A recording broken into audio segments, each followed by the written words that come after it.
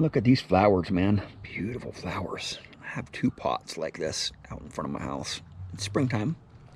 Beautiful day today. I'll always remember today, man. Very memorable day today.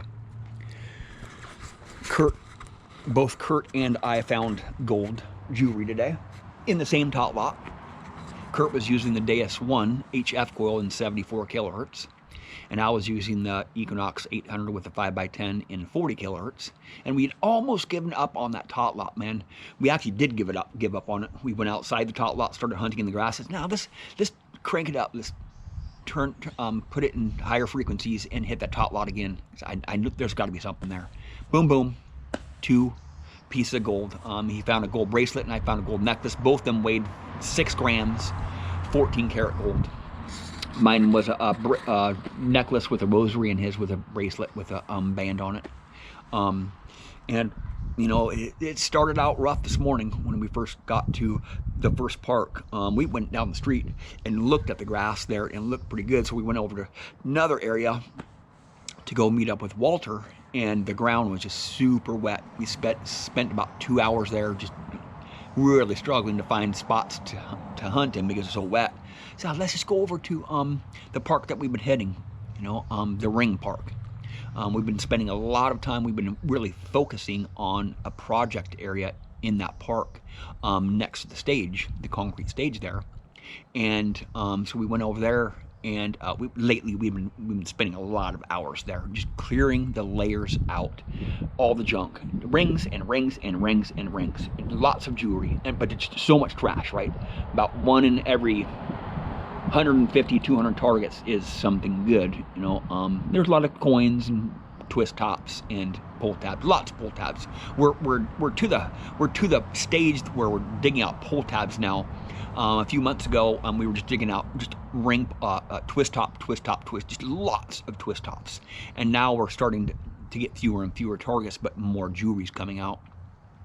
And there's an event happening at that park when we got there. There's a bunch of tables, lots of chairs and stuff, and the community was having a party there, and I was showing the kids how to metal detect. You know, I let them use the Deus 2 there for about 2.5 hours. Super fun, man. The community was very involved, and they were picking up trash. They had a bunch of garbage bags, and the kids had these little trash pickers. Everybody had trash pickers, and they were picking up trash around the street, the gutters. The park doesn't really have a lot of trash because we hit it a lot. We really clean up a lot of trash there, and you know, it's a rundown neighborhood, but we're there a lot, so you know, we're doing our duty too. And we were helping them clear the park, clear the trash out of the park. They were clearing the trash on the surface. We were clearing the trash subsurface. And the kids were really into it. Kids are hyper focused on metal detecting. I'm telling you, I've instructed and I've guided many hundreds and hundreds and hundreds of people into this hobby. And kids are super intuitive. They're very attentive with metal detecting. They'll watch you. They'll watch every move you make, and then when you give them the tools, like boom, boom, it's like, whoa, where'd this come from? This kid's like a pro now, right? Some kids are a little bit slower learners, but most kids are just very adamant, very quiet. You know, they just watch you and watch you and watch you, and then you give them your tools, and it's like they've done it all their life, right? Just crazy. Kids are hyper focused on metal detecting. And they don't ask a lot of questions when they're really paying attention. A lot of adults will ask these questions. It's like, really? Really?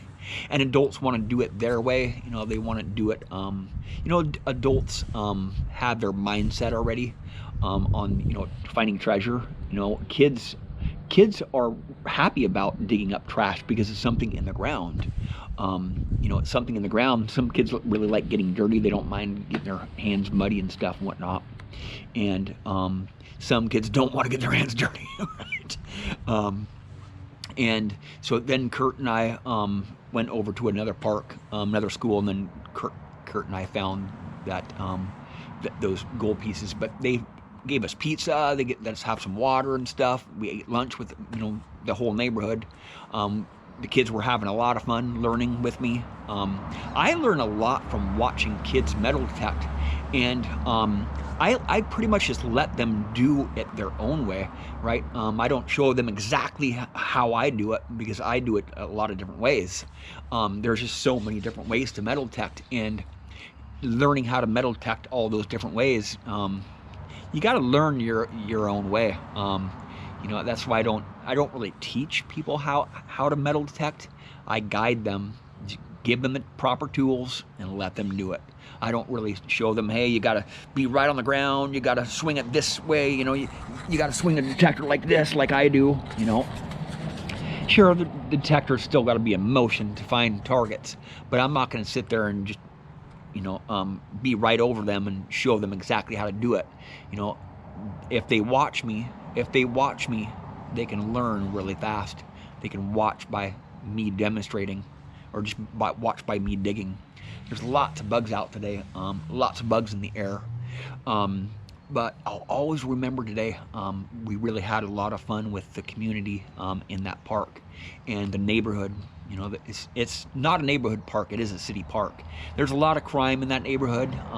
They're going to be getting some new bathrooms in that park, some restrooms in that park. It has a splash pad and it has a stage, and they're putting some new flowered areas, a new nature area in that park, and some new bathrooms that's really needed. They really the vandals destroy the portable bathrooms in that park.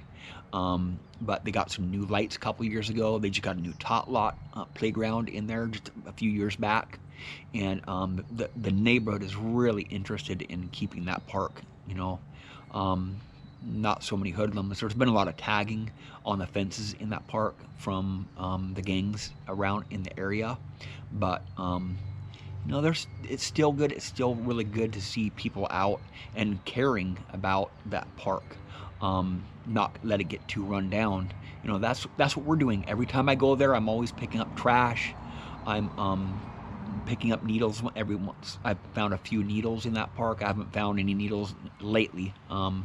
This park is super trashy, under the trees. In the summertime, it's so packed. There's just massive people in that park in the summertime. The whole neighborhood is in the park, you know, under the trees. They have a little splash pad there for the kids to use, a little fountain there. And but that park used to be really bad several years ago. There's been several stabbings and murders in that park. The police just had the police shot somebody up in the park in a car a couple years back. Jim and I did the locating for the bullet fragments in that park for the state police. But I'm really interested in this park, man. This park is really cool. The people are really cool too in the neighborhood.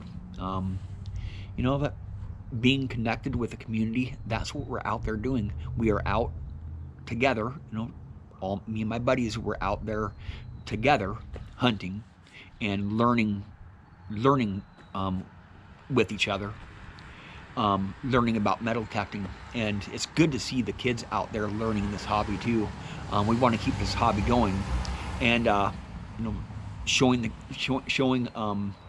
them our finds and stuff, you know, what we're finding, the reality of metal detecting. A lot of junk out there. The kids don't mind digging up junk, man. Most of the kids just don't care what they're digging up. They just like digging.